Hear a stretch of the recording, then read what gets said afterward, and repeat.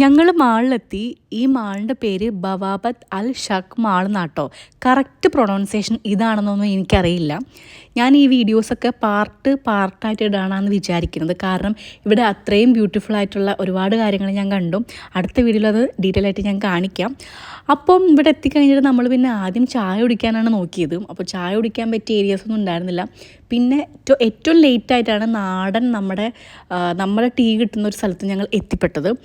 അപ്പം നമുക്ക് ഏറ്റവും എല്ലാ മാളിൽ പോയാലും അട്രാക്റ്റീവായിട്ട് തോന്നുന്നൊരു കാര്യമാണ് ഈ കുട്ടികളുടെ ഈ ഒരു സെറ്റപ്പ് എന്ന് പറയുന്നത്. നമ്മുടെ നാട്ടിലൊന്നും ഇത്രയും വൈഡായിട്ട് ഗെയിംസ് ഒന്നും വന്നിട്ടില്ല എന്ന് തോന്നുന്നു, എനിക്കറിയില്ല. പക്ഷേ ഇവിടെ പല മാളിലും ഞാനങ്ങനെ കണ്ടായിരുന്നു. പിന്നെ സെൻട്രൽ പോയിൻ്റ് ഇങ്ങനെ കറങ്ങിട്ടോ, ഒന്നും നമ്മൾ പർച്ചേസ് ഒന്നും ചെയ്തില്ല, ഫുഡ് മാത്രമേ കഴിച്ചിട്ടുണ്ടായിരുന്നുള്ളൂ. അപ്പം സെൻട്രൽ പോയിന്റിൽ എത്തിയപ്പോൾ ഇവിടെ സ്കൂൾ തുടങ്ങുകയാണ് പിള്ളേർക്കൊക്കെ. അതുകൊണ്ട് തന്നെ നല്ല അടിപൊളി വെറൈറ്റി ആയിട്ടുള്ള ബാഗ്സ് ഉണ്ടായിരുന്നു. എനിക്ക് ബാഗിനോട് ഭയങ്കര അട്രാക്ഷനാണ്. അപ്പോൾ അതൊക്കെ കുറേ നേരം നോക്കി. ബാക്കി അടുത്ത വീഡിയോയിൽ.